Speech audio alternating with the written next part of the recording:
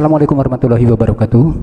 Kembali lagi bersama Spirit Edukasi, media edukasi digital. Sahabat edukasi dan juga Bapak dan Ibu guru, pada kesempatan ini saya akan berbagi informasi berkenaan dengan akan diberlakukannya asesmen kompetensi minimum sebagai pengganti ujian nasional. Sebagaimana kita tahu bahwa dengan dikeluarkannya Permendikbud nomor 43 tahun 2019 tentang penyelenggaraan ujian yang diselenggarakan Satuan Pendidikan dan Ujian Nasional, salah satu poin penting dari dua kebijakan tersebut di atas bahwa ujian nasional tahun 2020 merupakan ujian nasional terakhir yang akan diselenggarakan dalam sejarah pendidikan Indonesia. Nah, dari berangkat dari hal tersebut, Bapak dan Ibu guru, maka pemerintah telah melahirkan atau telah mengeluarkan sebuah kebijakan baru yang lebih dikenal dengan istilah asesmen kompetensi minimum atau lebih dikenal dengan AKM. Nah, untuk mengetahui apa itu AKM, dari mulai apa tujuannya, kemudian instrumennya seperti apa dan kapan pelaksanaannya, dan yang terakhir tindak lanjutnya seperti apa. Baik Bapak dan Ibu guru, welcome to AKM 2021. Bapak Ibu guru ya dan juga sahabat edukasi, di sini akan kita bahas tentang kisaran atau banyak pertanyaan-pertanyaan berkaitan dengan program asesmen kompetensi minimum yang telah digelontorkan oleh pemerintah. Namun sebelum kita membahas tentang AKM, tentu kita harus mengetahui dulu yang namanya Asesmen Nasional Program. Di Asesmen Nasional Program ini, yang pertama akan kita ketahui apa sih tujuannya. Kemudian yang kedua, bagaimana instrumennya. Kemudian yang ketiga, kapan pelaksanaannya. Dan yang keempat, seperti apa tindak lanjutnya. Lalu Bapak dan Ibu guru sekalian, apa itu asesmen? Nah, untuk mengetahui apa itu asesmen, kita lihat tujuannya dulu. Bahwa asesmen nasional adalah program penilaian terhadap mutu setiap sekolah atau madrasah dan program kesetaraan pada jenjang dasar dan menengah. Dinilai berdasarkan hasil belajar murid yang mendasar, yaitu apa? Literasi, numerasi, dan karakter. Jadi tujuan asesmen nasional ini adalah intinya penilaian hasil penilaian siswa yang paling mendasar dititik beratkan kepada tiga hal, yaitu literasi, kemudian yang kedua numerasi, dan yang ketiga karakter. Nah, informasi tersebut, informasi tentang literasi, numerasi, dan karakter ini diperoleh dari tiga komponen. Yang pertama AKM, asesmen kompetensi minimum, kemudian yang kedua survei karakter, dan yang ketiga survei lingkungan belajar. Kemudian Bapak dan Ibu guru sekalian, mengapa sih sebetulnya ada atau diperlukan asesmen nasional? Kan begitu pertanyaannya. Nah, asesmen nasional perlu dilakukan untuk meningkatkan mutu pendidikan. Asesmen ini dirancang untuk menghasilkan apa? Tentang informasi akurat untuk memperbaiki kualitas belajar mengajar, yang pada gilirannya untuk apa? Yaitu meningkatkan hasil belajar siswa. Ini intinya, yaitu untuk meningkatkan hasil belajar siswa. Nah, asesmen nasional menghasilkan informasi antara lain apa saja. Nah, pertama, perkembangan mutu dan dari waktu ke waktu, dan yang kedua kesenjangan antar bagian di dalam sistem pendidikan. Ini yang menjadi tujuan atau sasaran. Kemudian yang kedua, menunjukkan pengembangan kompetensi dan karakter siswa. Ukurannya apa? Dan yang ketiga, memberi gambaran tentang karakteristik esensial. Nah, ini yang menjadi alasan kenapa diadakan atau perlunya program asesmen nasional. Nah, kemudian Bapak dan Ibu sekalian, apakah asesmen nasional menentukan kelulusan peserta didik? Tentu tidak. Kenapa? Karena asesmen nasional tidak menentukan kelulusan. Oleh karena asesmen nasional diberikan kepada peserta didik bukan di akhir jenjang satuan pendidikan. Selain itu, asesmen nasional juga tidak digunakan untuk menilai peserta didik, gitu. Jadi bukan ukuran penilaian seorang siswa. Kemudian yang kedua, asesmen nasional juga tidak akan membuat skor atau nilai peserta didik secara individual, seperti halnya ujian nasional. Ya. Jadi si A, si B itu tidak ditentukan nilai skornya oleh asesmen nasional, karena asesmen nasional bukan menilai itu. Kemudian yang terakhir, bahwa asesmen nasional tidak terkait dengan kelulusan peserta didik. Mungkin ini yang harus lebih dipahami Bapak dan Ibu sekalian. Nah itu kalau berkaitan dengan siapa? Dengan kelulusan siswa. Kemudian Bapak dan Ibu sekalian, selanjutnya siapa yang menjadi peserta asesmen nasional? Kan begitu pertanyaannya. Nah, yang menjadi peserta asesmen nasional terdiri dari ini seluruh jenjang, dari mulai kelas 5, kemudian kelas 8, dan kelas 11. Dan itu pun hanya sebagian siswa yang dipilih, artinya tidak seluruh siswa di dalam satuan pendidikan tersebut. Kemudian yang menjadi sasaran berikutnya yaitu seluruh program PKBM yang merupakan program kesetaraan. Ini pun menjadi peserta asesmen nasional. Yang ketiga Bapak dan Ibu guru, yang menjadi peserta asesmen nasional yaitu siapa? Guru dan kepala sekolah. Nah ini, jadi kadang-kadang mohon maaf kita suka salah memahami gitu kan. Jadi antara AKM dan asesmen nasional.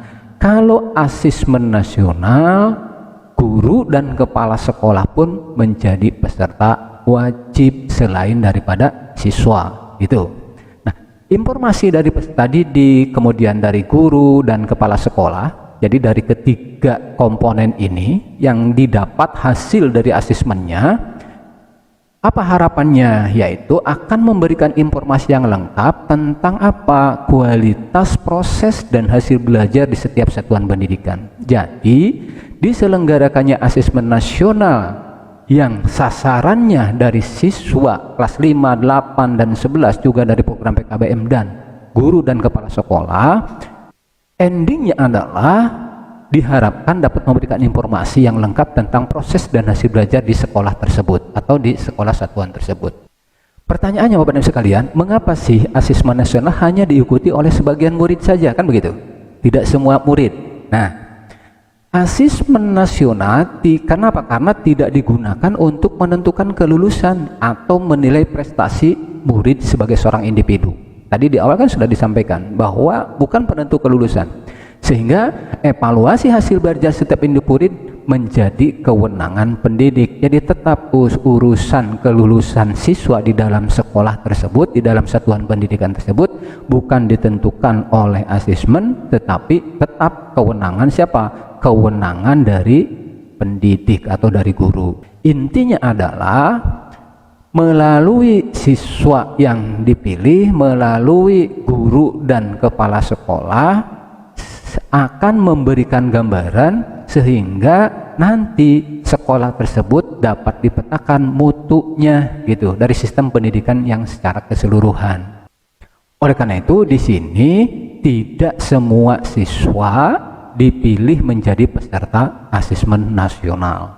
Pertanyaan kemudian, mengapa yang menjadi sampel adalah murid kelas 5, kelas 8, dan kelas 11, kan gitu.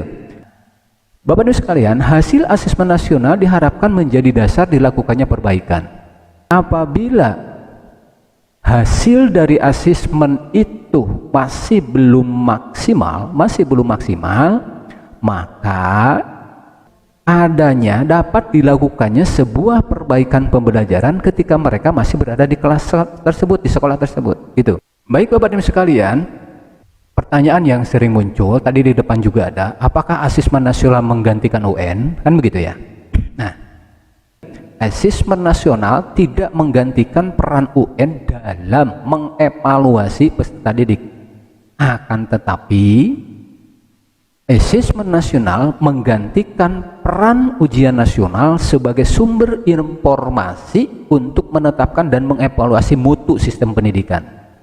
akan dihasilkanlah sebuah potret lebih utuh tentang kualitas hasil belajar serta proses pembelajaran di sekolah tersebut gitu. Jadi sederhananya, kalau UN itu mungkin lebih kepada penilaian individual, tetapi kalau assessment itu lebih kepada penilaian secara global, yaitu tentang evaluasi mutu sistem pendidikannya di sekolah tersebut. Nah, mengapa yang diukur adalah literasi dan numerasi? Tadi di depan disampaikan bahwa yang menjadi ukuran asesmen nasional yaitu literasi dan numerasi. Begini Bapak dan Ibu, literasi ini terbagi dua. Ada literasi membaca dan ada literasi numerasi gitu. Sekali lagi, literasi ini terdiri dari dua. Ada literasi membaca dan ada literasi numerasi atau matematika. Kenapa hanya dua ini? Pertanyaannya kan begitu. Karena dua kompetensi dasar inilah yang diperlukan oleh siapa? Oleh siswa. Terlepas siswa nanti ke depannya bercita-cita ingin apa misalkan. Tetapi konsep dasarnya yang harus diukur adalah dua literasi ini. Yaitu apa? Literasi membaca dan numerasi. Itu alasannya. Gitu. Selain dua literasi tadi, mengapa asesmen nasional juga mengukur karakter muridnya atau karakter siswa?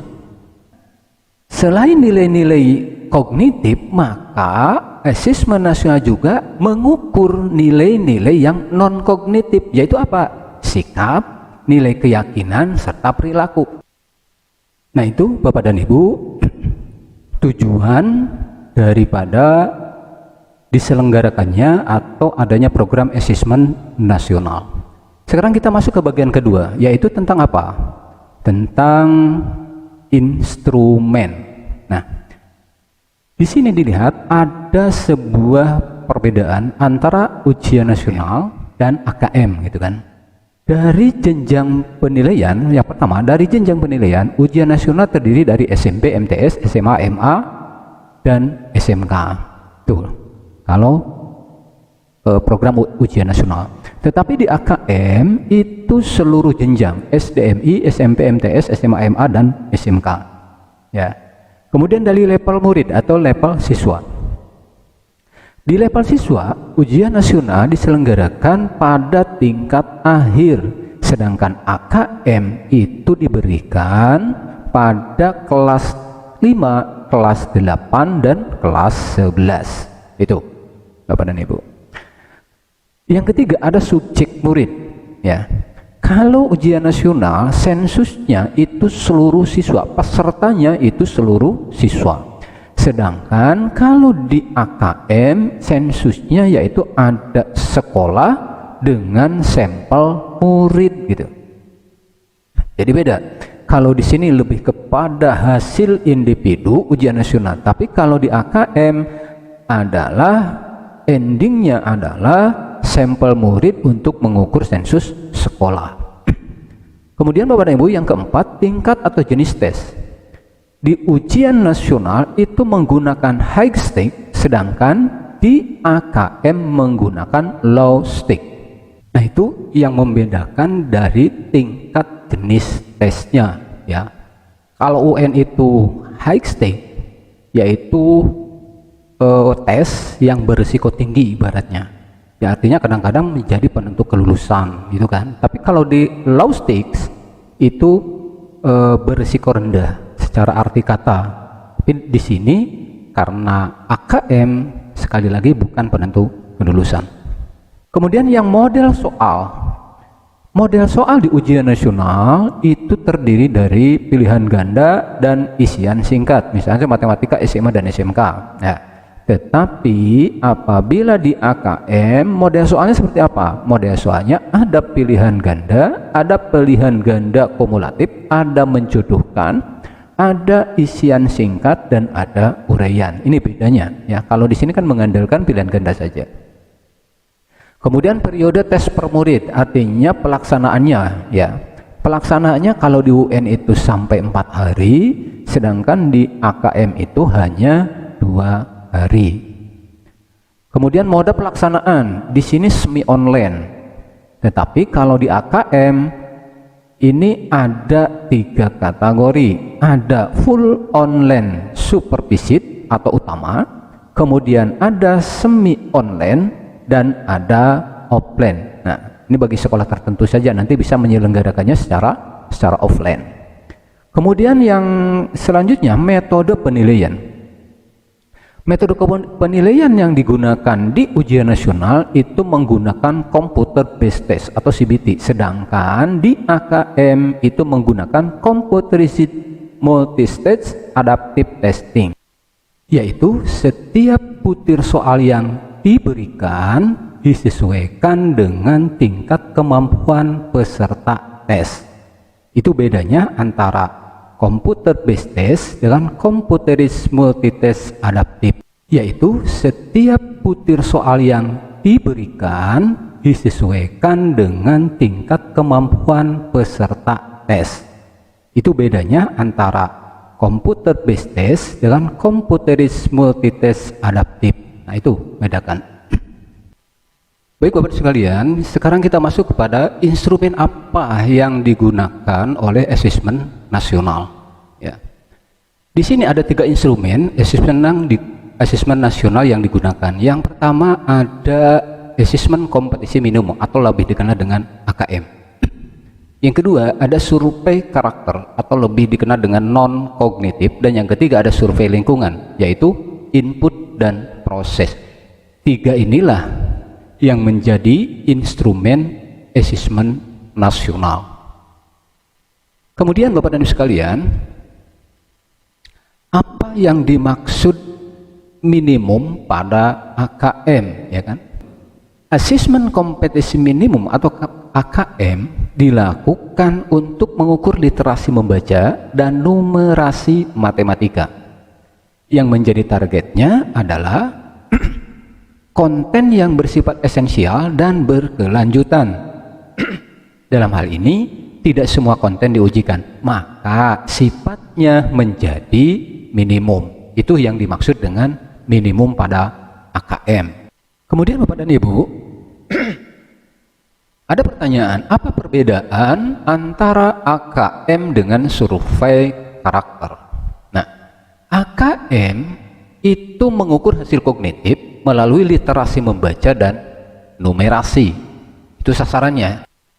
Sedangkan survei karakter mengukur hasil belajar emosional. Yang menjadi sasaran atau yang menjadi target adalah beriman, bertakwa, berakhlak mulia, kemudian berkebinekaan global, kemudian bergotong royong, kemudian bernalar kritis, mandiri, dan kreatif.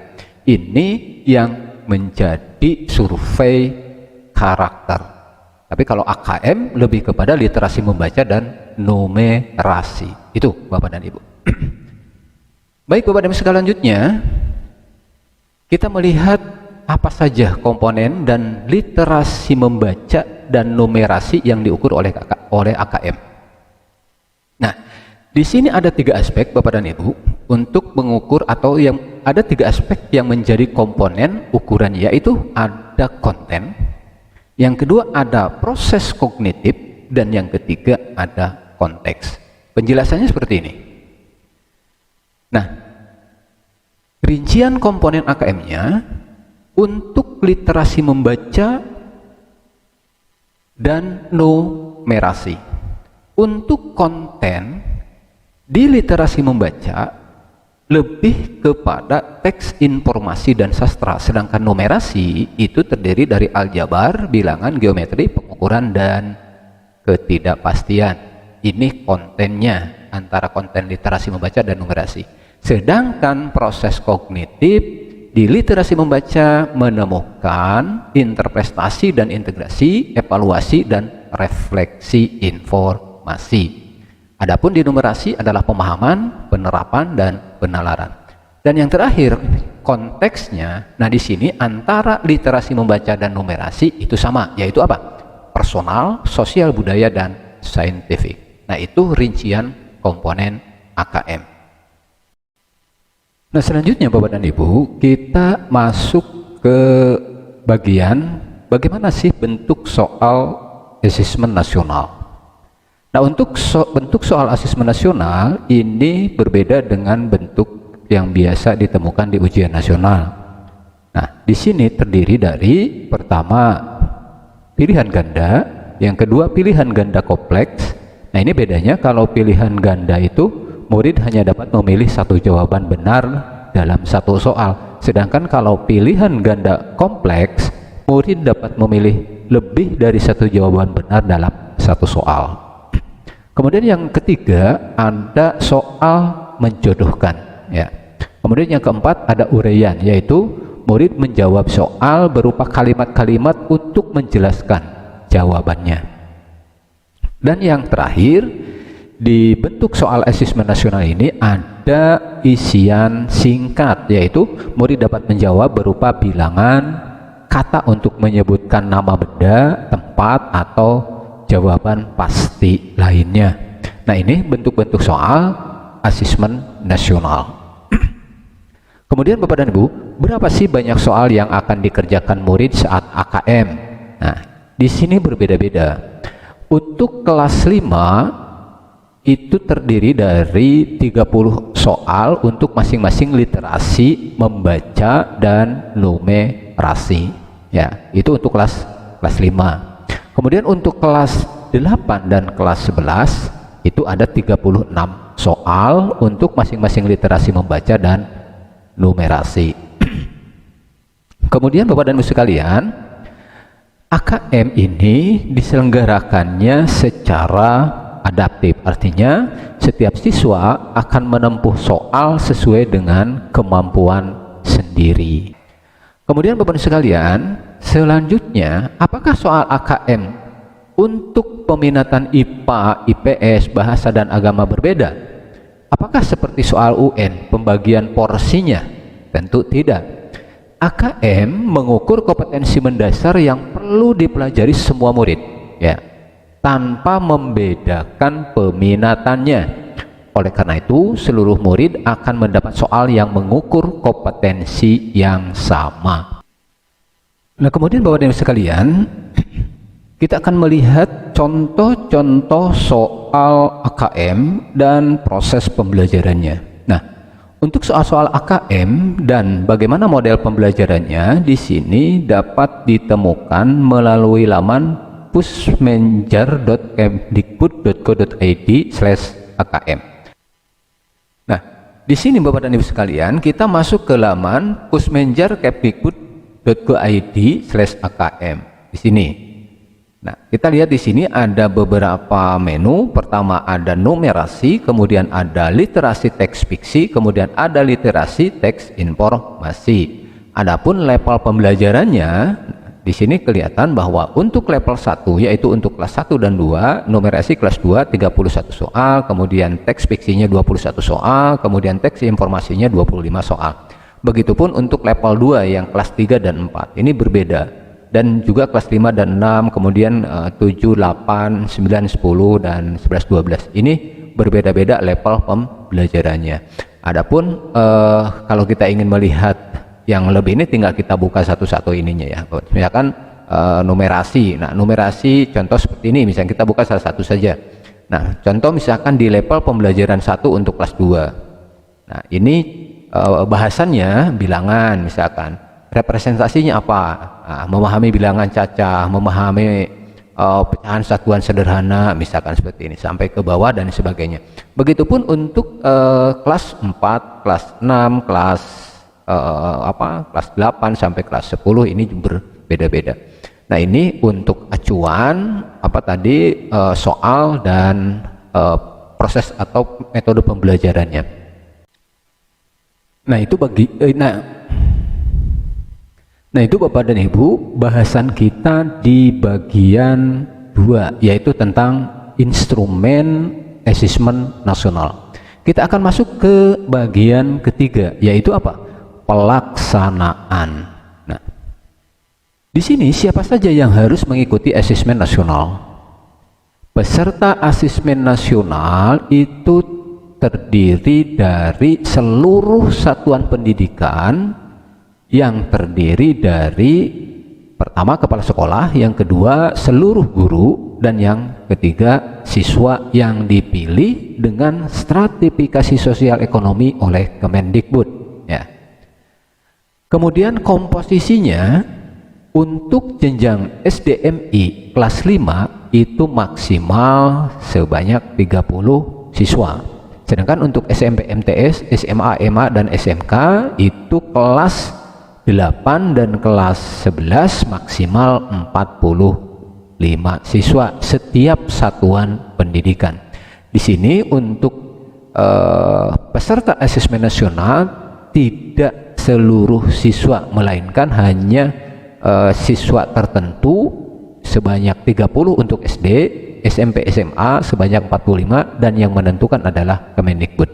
Selain itu, kepala sekolah dan seluruh guru harus atau wajib mengikuti asesmen nasional. Nah, itu untuk peserta asesmen nasional. Sedangkan untuk peserta AKM itu siapa saja? Nah, untuk peserta AKM ini terdiri dari semua siswa yang menjadi responden asesmen nasional. Ya, sekali lagi, yang menjadi peserta AKM adalah semua siswa yang menjadi responden asesmen nasional. Adapun untuk guru dan kepala sekolah tidak mengerjakan AKM. Itu bedanya antara peserta asesmen nasional dengan peserta AKM. Baik Bapak dan Ibu sekalian, apakah asesmen nasional wajib diikuti oleh seluruh satuan pendidikan di seluruh Indonesia? Ya. Asesmen nasional dilaksanakan di seluruh sekolah, madrasah maupun PKBM di wilayah Indonesia, termasuk bagi satuan pendidikan yang jumlah siswanya kurang dari 45 bagi SMP MTS, SMA MA dan SMK, atau kurang dari 30 siswa di tingkat SD SMP, itu wajib mengikuti apa? Asesmen nasional. Selanjutnya Bapak dan Ibu sekalian, kapan AKM akan dilaksanakan? Nah, di sini direncanakan pelaksanaan AKM untuk murid kelas 8 jenjang SMP MTS serta kelas 9 jenjang SMA, MA, dan SMK akan dilaksanakan akhir Maret 2021. Nah, pelaksanaan AKM untuk murid kelas 5 jenjang SDMI akan dilaksanakan di bulan Agustus 2021. Jadi untuk tingkat SMP dan MA, SMA itu di bulan Maret, sedangkan untuk SD di bulan Agustus. Itu untuk waktu pelaksanaan AKM-nya. Nah, kemudian berapa lama waktu pelaksanaan asesmen nasional? Nah, kalau yang di atas kan AKM. Asesmen nasional terdiri dari satu, ya, AKM, yang kedua survei karakter, dan yang ketiga survei lingkungan belajar. Pelaksanaan asesmen nasional untuk murid akan dilaksanakan berapa? Selama 2 hari. Hari pertama untuk asesmen literasi membaca dan survei karakter, sedangkan hari kedua untuk asesmen numerasi dan survei lingkungan belajar. Nah, itu tata caranya. Yang selanjutnya Bapak dan Ibu, pengalokasian waktu asesmen. Alokasi sesi asesmen survei itu berbeda untuk murid kelas 5, 8, dan 11.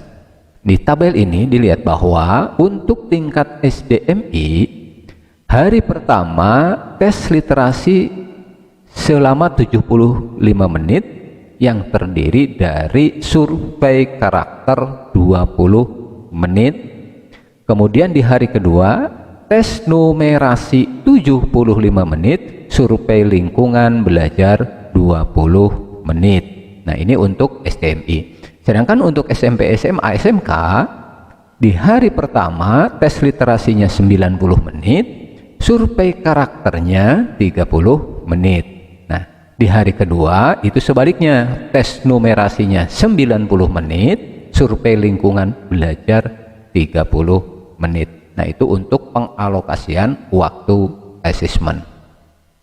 Nah, selanjutnya Bapak dan Ibu sekalian, berkaitan dengan survei lingkungan belajar, untuk kepala sekolah dan guru lebih fleksibel, ya. Diberikan alokasi waktu untuk melengkapi semua pertanyaan dalam kurun waktu 2 minggu. Pengerjaan angket oleh kepala sekolah maupun guru dilakukan boleh secara daring tanpa pengawasan. Nah, itu untuk survei lingkungan belajar. Nah, selanjutnya,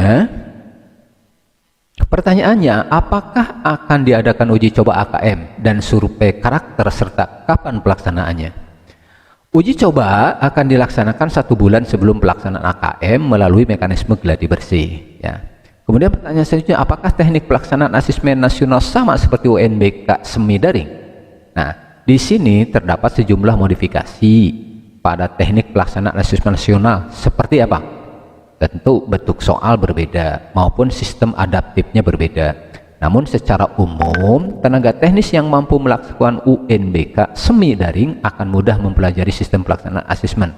Hampir sama sistemnya. Itu untuk sosialisasi dan uji coba. Nah, kemudian sekarang bicara teknik.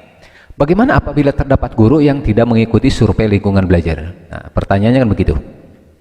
Kemdikbud memberikan alokasi waktu 2 minggu untuk guru mengisi survei lingkungan belajar. Diharapkan dalam tenggat waktu tersebut semua guru akan berpartisipasi. Partisipasi setiap guru di dalam survei lingkungan belajar akan mempengaruhi akurasi gambaran umum dari iklim belajar dan iklim satuan pendidikan tersebut. Nah, itu ya. Jadi ada waktu, diberikan waktu 2 minggu untuk mengisi survei lingkungan belajar. Bagi siapa? Bagi guru. Nah, selanjutnya kita masuk ke sesi AKM. Apakah pelaksanaan AKM dapat dilakukan lebih dari 1 sesi? Berapa jumlah sesi yang diizinkan setiap harinya? Untuk jenjang SD atau sederajat atau MI 140 menit, sedangkan untuk SMP, MA, SMA itu 165 menit. Nah, sehingga dari pembagian waktu ini 1 hari dapat diselenggarakan 3 sesi. Kemudian tabelnya, Bapak dan Ibu sekalian, untuk SD sederajat hari ke-1 sesi 1 itu dari jam 7 sampai jam 7.30 persiapan tes. Kemudian jam 7.30 sampai 8.40 itu literasi. Kemudian jam 8.45 sampai jam 9 penjelasan survei. Jam 9, jam 9.20 itu survei. Nah, ini di hari ke-1. Sedangkan di hari kedua sesi 1, masih sesi 1, jam 7 sampai 7.30 persiapan tes, kemudian 7.30 sampai 8.45 numerasi. Nah, ini bedanya kan. Kemudian jam 8.45 sampai 9 penjelasan survei, dan jam 9 sampai 9.20 itu kegiatan survei. Nah, itu untuk tingkat SD atau MI. Kemudian SMP, SMA dan SMK di hari 1 7.30 sampai 7.30 persiapan tes, kemudian literasi, kemudian penjelasan survei dan survei. Dan di hari kedua itu persiapan tes, numerasi, penjelasan survei dan survei. Nah, ini tabel sesi AKM baik untuk SD sederajat maupun SMP, SMA, SMK. Di sesi kedua, nah tadi kan sesi 1 ya. Sesi kedua ini dimulai jam 10 ya. Jadwalnya atau materinya sama, persiapan tes, literasi, penjelasan survei dan survei. Nah, ini untuk SD. Kemudian di sesi kedua untuk SMP, SMA dan SMK ini tabelnya seperti ini. Jadi sama dengan yang tadi, hanya ini dimulainya dari jam 10. Kalau di sesi 1 dari jam 7. Kemudian masuk ke sesi ketiga. Nah, ini sesi ketiga dimulai dari jam 13 sampai jam 15.20, baik untuk SD maupun untuk SMP, SMA, SMK. Nah, ini tabel sesi AKM yang terdiri dari 3 sesi. Itu Bapak dan Ibu. Baik Bapak dan Ibu sekalian, demikian untuk kegiatan pelaksanaan, yaitu bagian 3 ya. Bagian 3 bagian pelaksanaan. Kita akan masuk ke bagian akhir, yaitu tentang tindak lanjut. Nah, ini bagian akhir dari tujuan assessment. Bagaimana cara AKM memotret kemajuan proses belajar? Nah, Laporan AKM akan memberikan potret level kompetensi murid di setiap satuan pendidikan pada literasi apa? Membaca dan numerasi. Hasil antar tahun dapat diperbandingkan dan dijadikan salah satu indikasi kemajuan proses belajar di setiap satuan pendidikan. Ini intinya. Untuk memotret sebuah indikasi kemajuan proses belajar mengajar di satuan pendidikan. Baik Bapak dan sekalian, apakah asesmen nasional akan digunakan untuk memeringkatkan sekolah di Indonesia? Jawabannya tidak. Asesmen nasional ini digunakan sebagai alat refleksi bagi setiap satuan pendidikan untuk mampu melakukan langkah perbaikan. Jadi bukan untuk membuat peringkat sekolah di Indonesia ini misalkan peringkat 1, 2, 3, 4 dan seterusnya, tidak. Karena tujuan asesmen nasional itu bukan itu. Nah, pertanyaan selanjutnya di tindak lanjut ini, apakah ada nilai atau skor minimal dalam AKM? Jawabannya tidak. Kenapa? Karena AKM melaporkan persentase murid dalam setiap level kompetensi. Jadi diharapkan semua murid mencapai level kompetensi cakap atau mahir. Ukurannya itu bukan nilai atau bukan skor minimal, bukan. Nah, selanjutnya pertanyaannya, apakah murid yang sama yang pernah mengikuti tes AKM bisa mengulang kembali tes AKM-nya jika nilainya rendah? Tentu tidak. Kenapa? Karena AKM tidak bertujuan untuk mengukur kompetensi di tingkat individu, ya. Nah, selanjutnya, dapatkah murid kelas 11 boleh mengetahui hasil AKM-nya? Ini pun tidak. Kenapa? Karena setiap guru dapat memetakan kemampuan muridnya menggunakan instrumen AKM kelas. Hasil AKM nasional akan melaporkan pada level sekolah, bukan pada level individu. Nah, ini bedanya antara AKM nasional dengan AKM kelas, gitu ya Bapak dan Ibu sekalian. Nah, ini pertanyaan yang paling penting, apa tindak lanjut dari sekolah dengan hasil AKM? Begini Bapak dan Ibu, sekolah diharapkan mampu merefleksi hasil AKM dalam pembelajaran sehingga guru-guru menerapkan teaching at the right level serta fokus membangun kompetensi serta karakter murid. Laporan sekolah terkait iklim belajar dan iklim satuan pendidikan diharapkan ditindaklanjuti manajemen sekolah untuk apa? Untuk menyusun dan melaksanakan program-program sekolah yang mendorong terciptanya iklim belajar yang positif dan kondusif. Intinya, hasil tindak lanjut AKM itu demikian Bapak dan Ibu sekalian.